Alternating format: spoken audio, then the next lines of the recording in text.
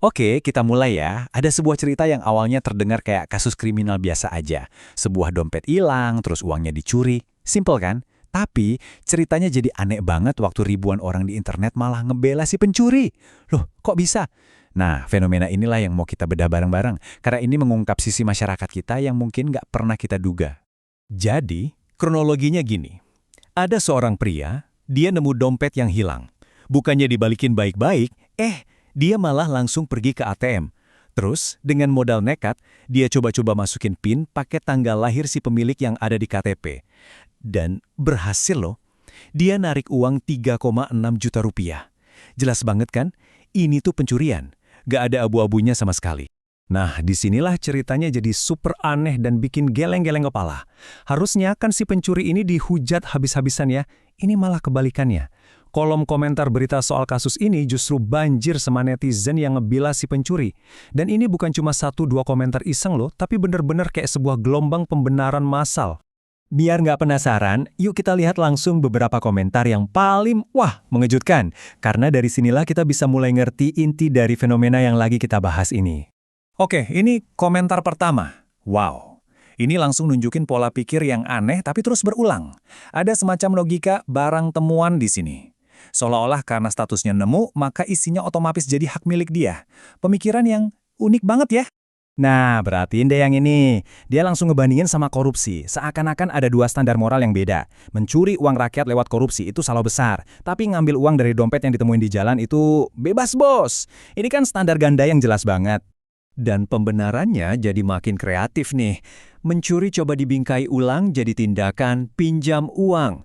Ini udah bukan lagi sekedar ngebela, tapi udah usaha buat muter balikin fakta biar tindakan kriminal ini kedengaran lebih enteng, bahkan mungkin terdengar lucu buat sebagian orang. Nah, ini dia. Komentar ini kayaknya merangkum inti dari semua argumen aneh tadi. Kata kuncinya, hoki. Jadi, ini bukan pencurian, ini cuma keberuntungan. Seakan-akan, kalau nasib lagi baik, tanggung jawab moral itu bisa dikesampingkan gitu aja.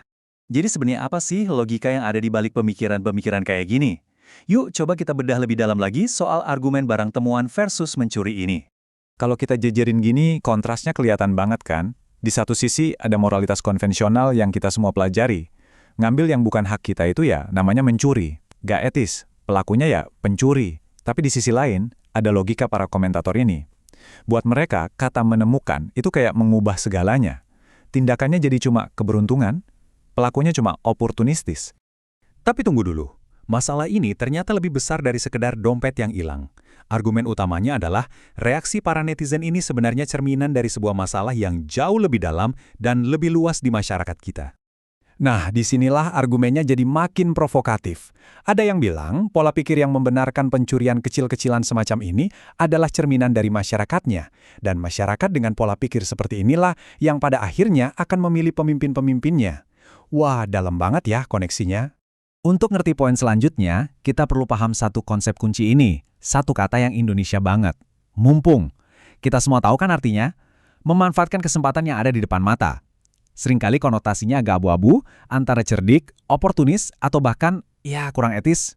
Dan ternyata, mentalitas mumpung inilah yang bisa jadi awal dari sebuah lereng yang licin. Coba deh kita ikutin alurnya. Dimulai dari hal kecil, membenarkan ngambil isi dompet temuan, mumpung nemu. Kalau ini dinormalisasi, lama-lama pola pikir yang sama bisa dipakai buat hal yang lebih besar. Mumpung ada proyek, markup dikit lah. Hasil akhirnya menurut argumen ini, ya korupsi yang meluas dan seolah-olah diterima oleh masyarakat. Dan ini membawa kita pada kesimpulan akhir dari analisis ini. Dan jujur, ini bagian yang paling bikin gak nyaman buat didengar. Jadi inti masalahnya di sini, ada perbedaan besar antara prinsip dan kesempatan. Menurut argumen ini, banyak orang yang teriak-teriak anti korupsi itu sebenarnya cuma pra-kesempatan. Maksudnya, mereka bukannya anti sama perbuatannya, tapi mereka cuma belum dapat kesempatan aja buat melakukannya. Argumennya diucapkan dengan sangat nusuk dan blak-blakan. Ini menyiratkan bahwa kemarahan kita pada koruptor seringkali bukan karena moralitas, tapi mungkin karena kita nggak punya akses atau kesempatan yang sama. Nah, paparan ini kan tujuannya untuk membedah argumen tadi ya. Dan pada akhirnya, kita semua ditinggalkan dengan satu pertanyaan yang sangat gak nyaman untuk direnungkan. Apakah yang benar-benar kita benci itu adalah kejahatannya, ketidakadilannya, Atau kita hanya benci karena kita nggak berada di posisi yang diuntungkan? Coba deh kita pikirkan baik-baik.